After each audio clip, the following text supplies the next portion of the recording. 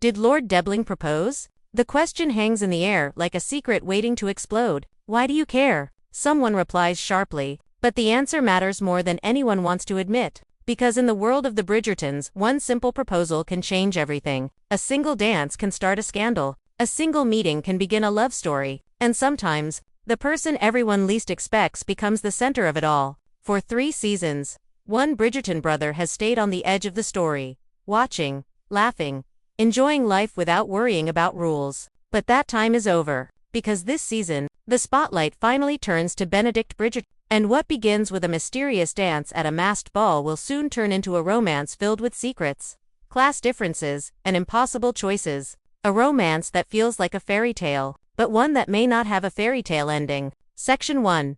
Benedict Bridgerton finally steps into the spotlight for a long time. Benedict Bridgerton has been one of the most interesting characters in the Bridgerton family, even when the story was not really about him, while his brothers and sisters were busy falling in love, getting married, and dealing with the strict rules of society. Benedict always seemed to move through life in a very different way. He was never the brother who followed the path everyone expected. Instead of worrying about titles, status, or perfect marriages, Benedict cared about art, freedom, and living life on his own terms. In earlier seasons, viewers often saw him laughing at parties, teasing his siblings, or quietly observing the strange world of high society around him. He had charm, confidence, and a playful energy that made him fun to watch. But there was also something deeper about him. Unlike many people in that society, Benedict never seemed completely comfortable with the rules that controlled everyone's lives. The strict expectations of marriage, the pressure to behave a certain way, the idea that every decision must protect a family's reputation,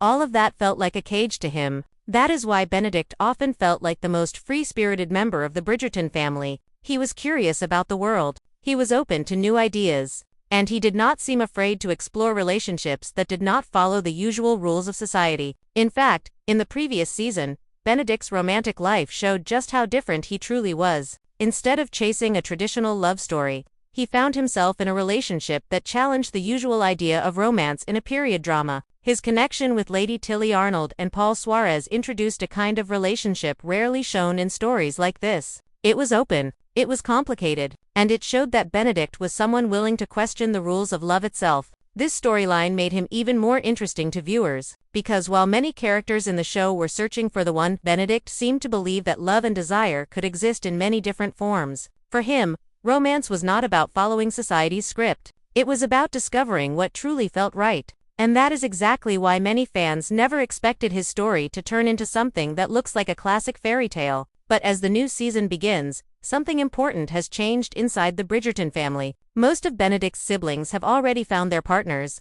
Anthony is married and focused on his responsibilities as the head of the family. Daphne has her own life and children. Colin has finally found love with Penelope. One by one, the Bridgerton brothers and sisters have stepped into new chapters of their lives, which means there is now only one obvious question left in the minds of many people in society. When will Benedict Bridgerton finally settle down? This question does not only come from curious members of high society, it also comes from someone much closer to him. His mother, Violet Bridgerton, has always cared deeply about her children and their happiness. But like many mothers in that time period, she also believes strongly in the idea of marriage. To her, finding the right partner is not just about romance. It is about stability, family, and a secure future. And now that most of her children have already married, her attention slowly begins to turn toward Benedict. For years, she allowed him to enjoy his freedom. She watched him explore the world in his own way. But now, she begins to wonder if it is finally time for him to think about his own future.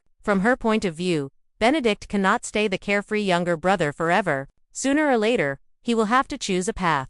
And that path will likely lead to the marriage market. For Benedict, however, this idea feels uncomfortable. He has spent so much of his life avoiding the strict expectations of society. The thought of suddenly becoming a proper gentleman searching for a wife feels strange to him, almost like trying to wear clothes that do not fit. He enjoys independence. He enjoys meeting people without the pressure of turning every interaction into a potential marriage. And yet, the world around him is beginning to close in. Society loves to ask questions, and the more weddings that happen in the Bridgerton family, the more attention Benedict receives. At parties, at balls, and even in quiet conversations, people begin to look at him differently. Not as the carefree brother, but as the next possible groom. Suddenly, the the pressure becomes impossible to ignore. Even when Benedict tries to laugh it off, the expectations remain, because in that world, a man of his status is not supposed to stay unmarried forever, especially when he comes from one of the most respected families in society.